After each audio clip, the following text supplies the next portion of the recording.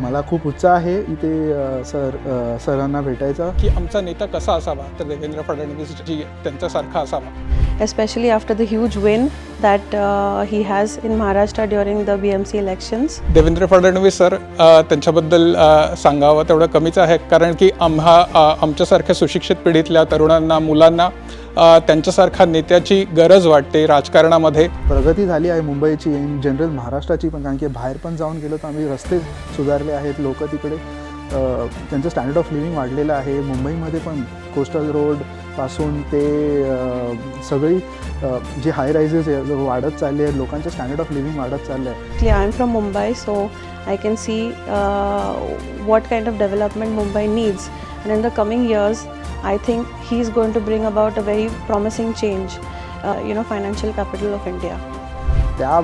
हे बघून आम्हाला असं वाटतं की आम्ही इथे का आहोत, आता आम्ही ॲक्च्युली जाऊन तिथे राहिलं पाहिजे. So I'm extremely excited. He is a big role model. मला देवेंद्र फडणवीस सरांना भेटण्याचा पहिल्यांदा योग आला होता.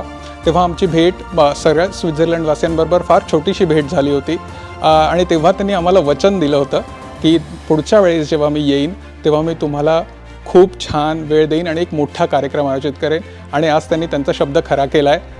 So welcome mister Fadnavis. Welcome Fadnavis साहेब. स्वित्झर्लंडमध्ये तुमचं स्वागत आहे.